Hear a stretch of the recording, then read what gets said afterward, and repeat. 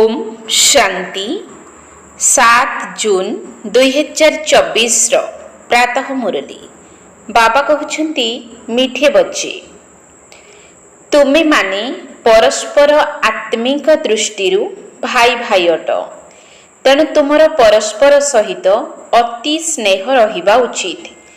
तुम्हें स्नेह रे भरपूर गंगा हुओ केबे भी लड़े झगड़ा कर नहीं। तुम्हें माने परस्पर आत्मिक दृष्टि भाई भाई अट तेणु तुमर परस्पर सहित अति स्नेह रहिबा उचित। तुम्हें स्नेह रे भरपूर गंगा हुओ केबे भी लड़े झगड़ा कर नहीं। प्रश्न आत्मिक पिता को केउं संतान माने बहुत बहुत प्रिय लगी थांती? आत्मिक पिता को केउं संतान माने बहुत बहुत प्रिय लगी थांती? उत्तर 1 नंबर जेउ माने श्रीमत आधार रे सारा विश्वर कल्याण करुछंती। 2 रे जेउ माने फूल भली होइछंती केबे भी काहाको कंटा सदृश आघात देउ नाहंती। परस्पर सहित बहुत बहुत स्नेह रे रहुछंती केबे भी अभिमान करू नाहंती। एही भली पिला माने बाबा को बहुत बहुत प्रिय लगी थांती। जेउ माने देह अभिमानर वशीभूत होई परस्पर मध्यरे लड़ाई करुछंती संपर्क को तिक्त करुछंती सेमाने बाबांकर इज्जत को तळे पकाउछंती। तेणु सेमाने बाबांकर निंदा कराउथिबा निंदुक अटंती। ओम शांति। जेपरि आत्मिक पिला मानकु आत्मिक पिता प्रिय लगी थांती सेहीपरि आत्मिक पितांको मध्य आत्मिक पिला माने बहुत प्रिय लगी थांती कारण सेमाने श्रीमत आधार रे सारा विश्वर कल्याण करुछंती। कल्याणकारी आत्मा माने बाबा को बहुत प्रिय लगंती। तुम्हें परस्पर भाई भाई तेणु तुम मानक भितरे बहुत स्नेह रहुछि। बाबा को जानिथिबा पिला मानक भितरे जेतिकी स्नेह रहिबो सेतिकी स्नेह बाबा को न जानिथिबा आत्मा को भितरे रहिबो नाही। तुमर परस्पर मध्यरे बहुत स्नेह रहिबा उचित। जदि भाई भाई होई परस्पर लड़ाई झगड़ा करुछ बा परस्पर भितरे स्नेह नाही तेबे सेमानकु भाई भाई कुहाजिबो नाही। तुमर परस्पर भितरे बहुत स्नेह रहिबा आवश्यक। बाबांकर मध्य आत्मा मानक सह स्नेह रहिछि ना तेणु आत्मा मानकर मध्य परस्पर मध्यरे बहुत स्नेह रहिबा आवश्यक। सत्य जुगरे समस्ते परस्पर को स्नेह करि थांती काहेकि ना सेठारे शरीरर अभिमान न थाए। तुम्हें भाई भाई एक पितांक स्मृति रे सारा विश्वर कल्याण करुछ।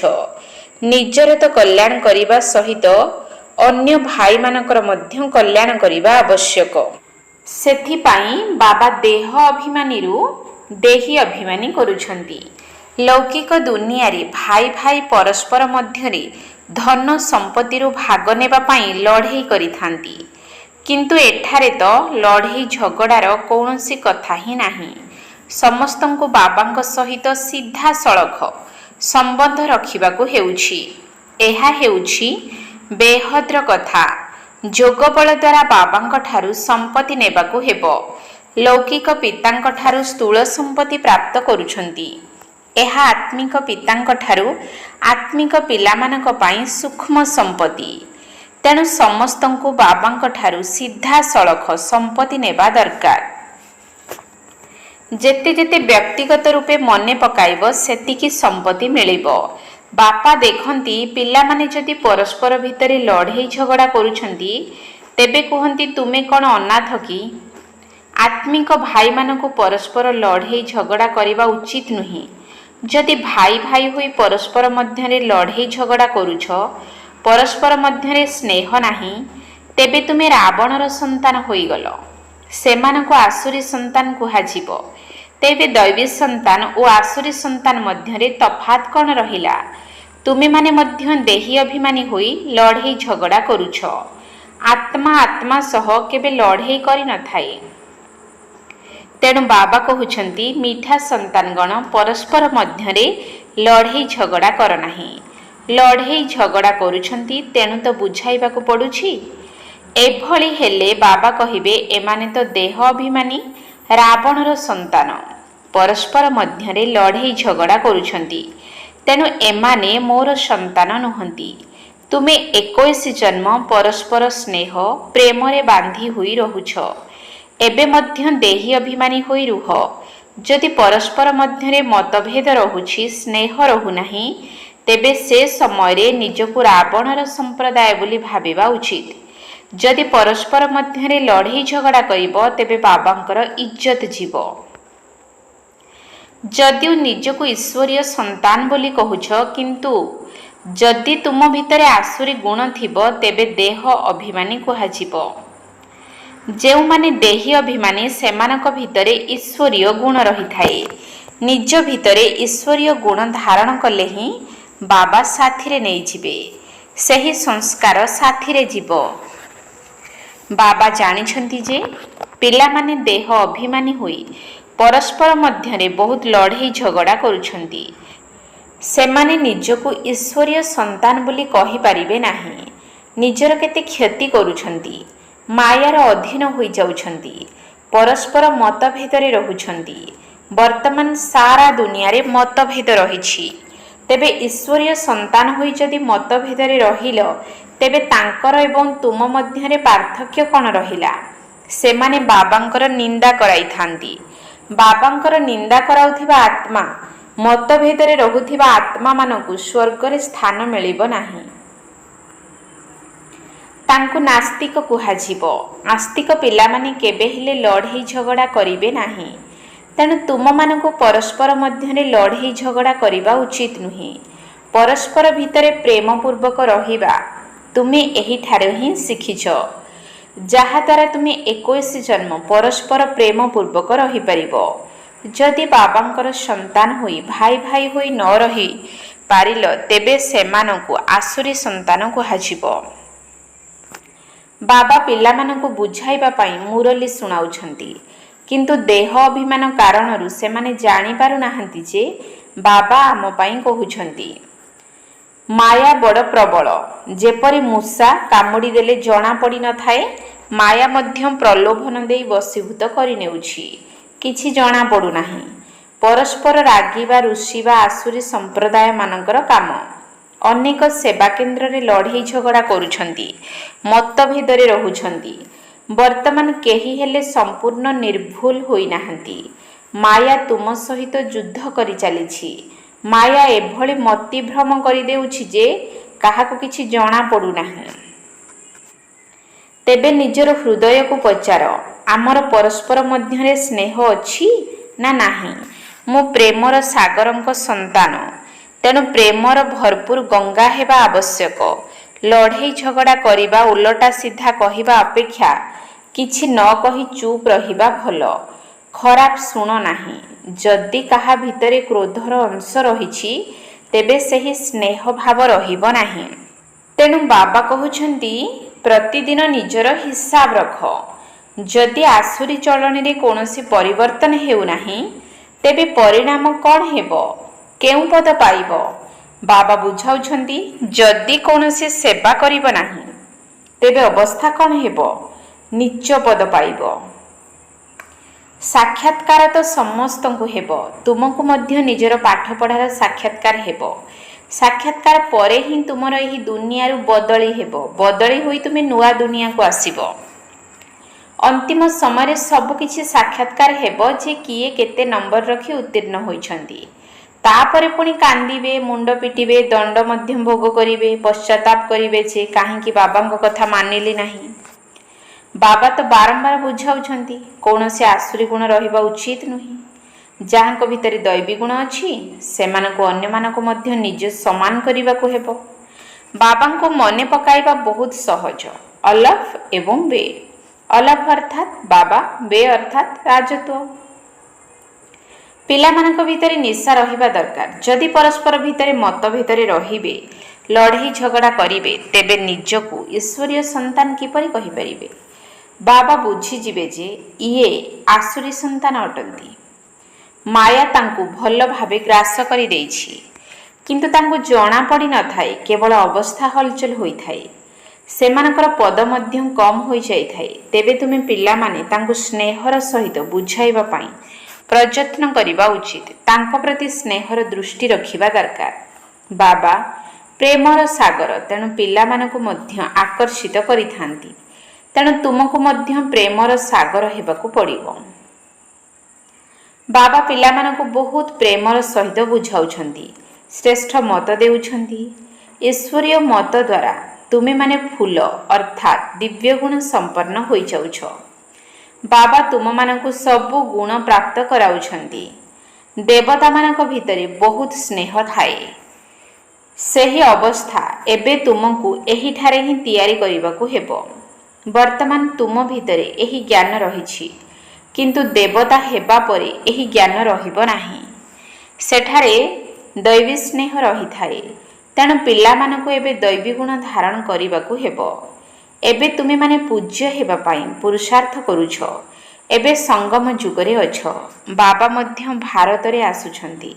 ସେଥିପାଇଁ ଏଠାରେ ଶିବ ଜୟନ୍ତୀ ପାଳନ କରାଯାଉଛି। କିନ୍ତୁ ସେ କିଏ, କିଭଳି ଆସନ୍ତି, କେବେ ଆସନ୍ତି ଏବଂ ଆସି କ'ଣ କରନ୍ତି, ଏକଥା କେହି ବି ଜାଣିନାହାନ୍ତି। ତୁମେ ପିଲାମାନେ ମଧ୍ୟ ଏବେ ପୁରୁଷାର୍ଥର କ୍ରମାନୁସାରେ ଜାଣୁଛ। ଯିଏ ଜାଣିନାହାନ୍ତି ସେ କାହାକୁ ବୁଝାଇ ପାରିବେ ନାହିଁ। ତେବେ ତାଙ୍କର ପଦ କମ୍ ହୋଇଯିବ।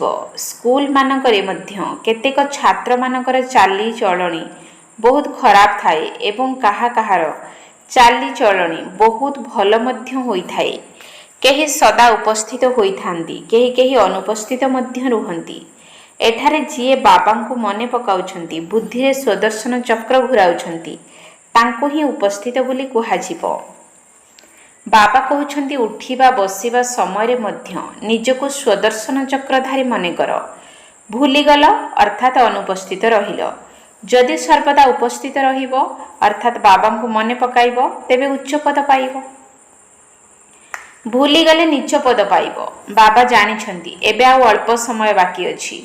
ଉଚ୍ଚପଦ ପ୍ରାପ୍ତ କରୁଥିବା ଆତ୍ମାମାନଙ୍କ ବୁଦ୍ଧିରେ ଏହି ଚକ୍ର ସର୍ବଦା ଘୁରୁଥିବ। କୁହାଯାଏ ଶିବ ବାବାଙ୍କର ସ୍ମୃତି ଥାଉ, ମୁଖରେ ଜ୍ଞାନାମୃତ ରହୁ, ତେବେ ଶରୀରରୁ ପ୍ରାଣ ବାହାରି ଯାଉ। ଯଦି କୌଣସି ଜିନିଷରେ ମମତା ରହିଥିବ, ତେବେ ଅନ୍ତିମ ସମୟରେ ତାହା ହିଁ ମନେ ପଡ଼ିବ। ଯଦି ଖାଦ୍ୟ ପ୍ରତି ଲୋଭ ଥିବ, ତେବେ ମରିବା ସମୟରେ ସେହି ଖାଦ୍ୟ ଖାଇବାର ଲାଳସା ରହିବ। ଏଭଳି ହେଲେ ପଦଭ୍ରଷ୍ଟ ହୋଇଯିବ। ବାବା କହୁଛନ୍ତି ସ୍ୱଦର୍ଶନ ଚକ୍ରଧାରୀ ହୋଇ ଶରୀର ତ୍ୟାଗ କର, ଅନ୍ୟ କିଛି ବି ଯେପରି ମନେ ନ ପଡ଼ୁ। ବିନା ସମ୍ବନ୍ଧୀ ଯେଭଳି ଆତ୍ମା ଏକୁଟିଆ ଆସିଥିଲା, ସେହିଭଳି ଯିବାକୁ ହେବ। ଲୋଭ ମଧ୍ୟ କିଛି କମ୍ ନୁହେଁ। ଯଦି କୌଣସି ଜିନିଷ ପ୍ରତି ଲୋଭ ରହିବ, ତେବେ ଅନ୍ତିମ ସମୟରେ ତାହା ହିଁ ମନେ ପଡ଼ିବ। ଯଦି ନ ମିଳିଲା, ସେହି ଆଶାରେ ମୃତ୍ୟୁବରଣ କରିବ। ତେଣୁ ତୁମମାନଙ୍କ ଭିତରେ ଲୋଭ ଆଦି ରହିବା ଉଚିତ ନୁହେଁ। ବାବା ତ ବହୁତ ବୁଝାଉଛନ୍ତି, କିନ୍ତୁ ଯିଏ ବୁଝିଲା ବାଲା ହୋଇଥିବେ ସେ ହିଁ ବୁଝିବେ। ବାବାଙ୍କର ସ୍ମୃତି ନିରନ୍ତର ହୃଦୟରେ ଥାଉ। ବାବା ଓ ବାବା, ବାବା ବାବା ଶବ୍ଦ ମୁଖରେ କହିବାର ଆବଶ୍ୟକତା ନାହିଁ। ଭିତରେ କେବଳ ଅଜପା ଜପ ଚାଲିଥାଉ। ବାବାଙ୍କର ସ୍ମୃତିରେ କର୍ମାତୀତ ଅବସ୍ଥାରେ ଏହି ଶରୀର ତ୍ୟାଗ କଲେ ଉଚ୍ଚ ପଦ ପାଇପାରିବ। ଆଚ୍ଛା, ମିଠା ମିଠା ଶିଖିଲ ଧେ। ସନ୍ତାନମାନଙ୍କ ପ୍ରତି ମାତା ପିତା ବାପଦାଦାଙ୍କର ମଧୁର ସ୍ନେହ ସମ୍ପନ୍ନ ଶୁଭେଚ୍ଛା ଏବଂ ସୁପ୍ରଭାତ। ଆତ୍ମିକ ପିତାଙ୍କର ଆତ୍ମିକ ସନ୍ତାନମାନଙ୍କୁ ନମସ୍ତେ। ଆତ୍ମିକ ସନ୍ତାନମାନଙ୍କର ଆତ୍ମିକ ବାପ ଦାଦାଙ୍କୁ ନମସ୍ତେ ନମସ୍ତେ ନମସ୍ତେ, ସୁପ୍ରଭାତ। ଧାରଣା ପାଇଁ ମୁଖ୍ୟ ସାର। 1 ନମ୍ବର ପଏଣ୍ଟ, ସ୍ନେହରେ ଭରପୁର ଗଙ୍ଗା ହେବାକୁ ପଡ଼ିବ। ସମସ୍ତଙ୍କ ପ୍ରତି ସ୍ନେହର ଦୃଷ୍ଟି ରଖିବାକୁ ହେବ। କେବେ ହେଲେ ମୁଖରେ ଓଲଟା କଥା କହିବାର ନାହିଁ। ସ୍ନେହରେ ଭରପୁର ଗଙ୍ଗା ହେବାକୁ ପଡ଼ିବ। ସମସ୍ତଙ୍କ ପ୍ରତି ସ୍ନେହର ଦୃଷ୍ଟି ରଖିବାକୁ ହେବ। କେବେ ହେଲେ ମୁଖରେ ଓଲଟା କଥା କହିବାର ନାହିଁ। 2 ନମ୍ବର ପଏଣ୍ଟ, କୌଣସି ଜିନିଷ ପ୍ରତି ଲୋଭ ରଖିବାର ନାହିଁ। ସ୍ୱଦର୍ଶନ ଚକ୍ରଧାରୀ ହୋଇ ରହିବାକୁ ହେବ। ଏପରି ଅଭ୍ୟାସ କରିବାକୁ ହେବ ଯେପରି ଅନ୍ତିମ ସମୟରେ ବାବାଙ୍କ ବ୍ୟତୀତ ଅନ୍ୟ କୌଣସି ଜିନିଷ ମନେ ନ ପଡ଼ିବ। କୌଣସି ଜିନିଷ ପ୍ରତି ଲୋଭ ରଖିବାର ନାହିଁ। ସ୍ୱଦର୍ଶନ ଚକ୍ରଧାରୀ ହୋଇ ରହିବାକୁ ହେବ। ଏପରି ଅଭ୍ୟାସ କରିବାକୁ ହେବ ଯେପରି ଅନ୍ତିମ ସମୟରେ ବାବାଙ୍କ ବ୍ୟତୀତ ଅନ୍ୟ କୌଣସି ଜିନିଷ ମନେ ନ ପଡ଼ିବ। ବରଦାନ। ପୁରୁଣା ଦେହ ଏବଂ ଦୁନିଆର ସର୍ବ ଆକର୍ଷଣ ଠାରୁ ସହଜରେ ଏବଂ ସଦାସର୍ବଦା ଦୂରରେ ରହୁଥିବା ରାଜଋଷି ହୁଅ। ପୁରୁଣା ଦେହ ଏବଂ ଦୁନିଆର ସର୍ବ ଆକର୍ଷଣ ଠାରୁ ସହଜରେ ଏବଂ ସଦାସର୍ବଦା ଦୂରରେ ରହୁଥିବା ରାଜଋଷି ହୁଅ। ରାଜଋଷି ଅର୍ଥାତ୍ ଗୋଟିଏ ପଟେ ସର୍ବପ୍ରାପ୍ତିର ଅଧିକାରର ନିଶା ଏବଂ ଦ୍ୱିତୀୟ ପଟେ ବେହଦ୍ର ବୈରାଗ୍ୟର ଅଲୌକିକ ନିଶା। ବର୍ତ୍ତମାନ ସମୟରେ ଏହି ଦୁଇଟି ଯାକ ଅଭ୍ୟାସକୁ ବଢ଼ାଇ ଚାଲ। ବୈରାଗ୍ୟ ଅର୍ଥାତ୍ ଆଡ଼ ହୋଇ ରହିବା ନୁହେଁ, କିନ୍ତୁ ସର୍ବପ୍ରାପ୍ତି ଥିଲେ ମଧ୍ୟ ବିନାଶୀ ଆକର୍ଷଣ ଗୁଡ଼ିକ ମନୋବୁଦ୍ଧିକୁ ଆକର୍ଷିତ କରୁନଥିବ। ସଂକଳ୍ପ ମାତ୍ରାରେ ମଧ୍ୟ ଅଧୀନତା ନଥିବ। ତେବେ କୁହାଯିବ ରାଜଋଷି ଅର୍ଥାତ୍ ବେହଦ୍ର ବୈରାଗୀ। ଏହି ପୁରୁଣା ଦେହ ବା ଦେହର ପୁରୁଣା ଦୁନିଆ, ବ୍ୟକ୍ତ ଭାବ, ବୈଭବର ଭାବ ଏହିସବୁ ଆକର୍ଷଣ ଠାରୁ ସର୍ବଦା ଏବଂ ସହଜରେ ଦୂରରେ ରହୁଥିବା ଆତ୍ମା। ସ୍ଲୋଗାନ। ବିଜ୍ଞାନର ସାଧନ ଗୁଡ଼ିକୁ ବ୍ୟବହାର କର, କିନ୍ତୁ ସେଗୁଡ଼ିକୁ ନିଜର ଜୀବନର ଆଧାର କର ନାହିଁ। ବିଜ୍ଞାନର ସାଧନ ଗୁଡ଼ିକୁ ବ୍ୟବହାର କର, କିନ୍ତୁ ସେଗୁଡ଼ିକୁ ନିଜର ଜୀବନର ଆଧାର କର ନାହିଁ। ମାତେଶ୍ୱରୀଙ୍କର ମଧୁର ମହାବାକ୍ୟ। ଏହି ସଙ୍ଗମ ଯୁଗରେ ପ୍ରତ୍ୟକ୍ଷ ରୂପେ ମହାଭାରତ ଯୁଦ୍ଧର ପୁନରାବୃତ୍ତି ହେଉଛି।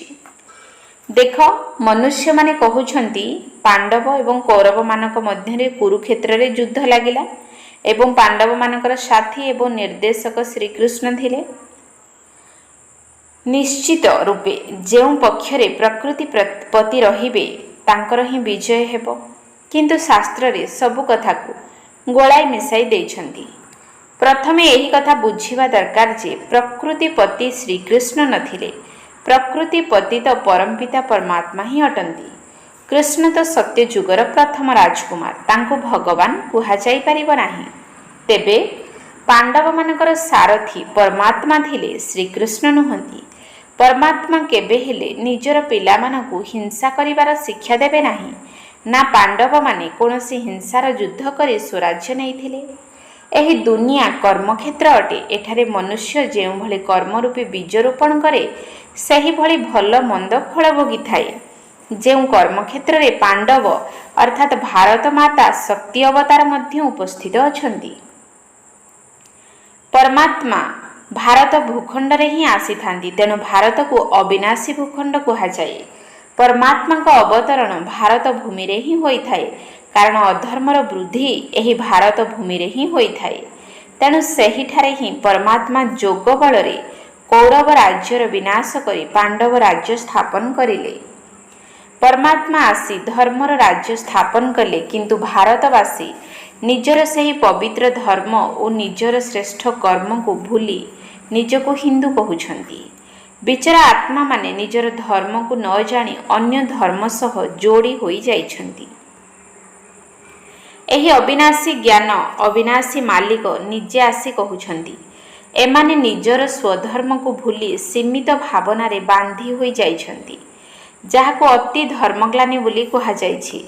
କାହିଁକି ନା ଏସବୁ ପ୍ରକୃତିର ଧର୍ମ। ପ୍ରଥମେ ନିଜର ସ୍ୱଧର୍ମକୁ ଜାଣିବାର ଅଛି। ପ୍ରତ୍ୟେକଙ୍କର ସ୍ୱଧର୍ମ ହେଉଛି ମୁଁ ଆତ୍ମା, ଶାନ୍ତ ସ୍ୱରୂପ। ନିଜର ପ୍ରକୃତ ଧର୍ମ ହେଉଛି ଦେବତା ଧର୍ମ। ଏହି 33 କୋଟି ଭାରତବାସୀ ହିଁ ଦେବତା ଥିଲେ। ସେଥିପାଇଁ ତ ପରମାତ୍ମା କହୁଛନ୍ତି, ନିଜର ଦେହର ଧର୍ମକୁ ପରିତ୍ୟାଗ କର। ସର୍ବଧର୍ମାନି ପରିତ୍ୟଜ୍ୟ।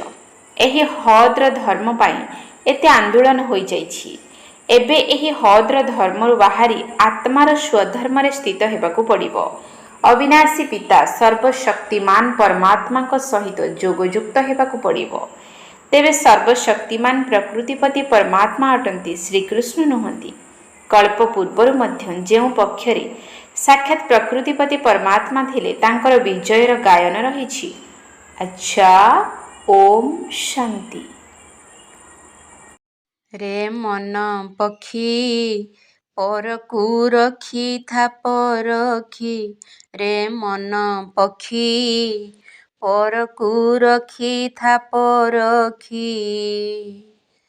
ପର ବୁଦ୍ଧିରେ ପତନ କେବେ ହେବୁ ନାହିଁ ସୁଖୀ, ପର ବୁଦ୍ଧିରେ ପତନ କେବେ ହେବୁ ନାହିଁ ସୁଖୀ। ରେ ମନ ପକ୍ଷୀ ପରକୁ ରଖିଥା ପରଖି। ରେ ମନ ପକ୍ଷୀ ପରକୁ ରଖିଥା ପରଖି। ପରମତ ପର ନିନ୍ଦା ପର ଚିନ୍ତନ ବୁଦ୍ଧି ବଣା କରିଦିଏ ପର ଦର୍ଶନ। ପରମତ ପର ନିନ୍ଦା ପର ଚିନ୍ତନ ବୁଦ୍ଧି ବଣା କରିଦିଏ ପର ଦର୍ଶନ। ପର କଥାରେ ପଡ଼ି ଶ୍ରୀମତ ହାତ ଛାଡ଼ି ପର ଧର୍ମରେ ଗଲେ ଅଧର୍ମ ଯିବ ବଢ଼ି। ପର କଥାରେ ପଡ଼ି ଶ୍ରୀମତ ହାତ ଛାଡ଼ି ପର ଧର୍ମରେ ଗଲେ ଅଧର୍ମ ଯିବ ବଢ଼ି। ବାବା ତୋ ଆଶା ବାଡ଼ି ବାବା ଜୀବନ ନାଡ଼ି। ବାବା ତୋ ଆଶା ବାଡ଼ି ବାବା ଜୀବନ ନାଡ଼ି। ସ୍ୱଧର୍ମରେ ରହିଥା ସଦା ଜଗି ରଖି। ରେ ମନ ପକ୍ଷୀ ପରକୁ ରଖିଥା ପରଖି। ପବିତ୍ରତା ଅଟେ ସୁଖ ଶାନ୍ତି ଜନନୀ ନିଜକୁ ଅଳିଆ ଗଦା କରି ରଖନି। ପବିତ୍ରତା ଅଟେ ସୁଖ ଶାନ୍ତି ଜନନୀ ନିଜକୁ ଅଳିଆ ଗଦା କରି ରଖନି। ଯିଏ ବି ଯାହା କହୁ ଶୁଭ ଭାବନା ରହୁ ପର ଉପକାରରେ ଲଗନ ଲାଗିଥାଉ। ଯିଏ ବି ଯାହା କହୁ ଶୁଭ ଭାବନା ରହୁ ପର ଉପକାରରେ ଲଗନ ଲାଗିଥାଉ। ବାବା ସବୁ ଜାଣନ୍ତି କରି କରାଉଥାନ୍ତି। ବାବା ସବୁ ଜାଣନ୍ତି କରି କରାଉଥାନ୍ତି। ତାଙ୍କ ଭଳି ଖେଳ ଦେଖୁଥା ହୋଇ ସାକ୍ଷୀ। ତାଙ୍କ ଭଳି ଖେଳ ଦେଖୁଥା ହୋଇ ସାକ୍ଷୀ। ରେ ମନ ପକ୍ଷୀ ପରକୁ ରଖିଥା ପରଖି। ପର ବୁଦ୍ଧିରେ ପତନ କେବେ ହେବୁ ନାହିଁ ସୁଖୀ। ପର ବୁଦ୍ଧିରେ ପତନ କେବେ ହେବୁ ନାହିଁ ସୁଖୀ। ରେ ମନ ପକ୍ଷୀ ପରକୁ ରଖିଥା ପରଖି। ରେ ମନ ପକ୍ଷୀ ପରକୁ ରଖିଥା ପରଖି।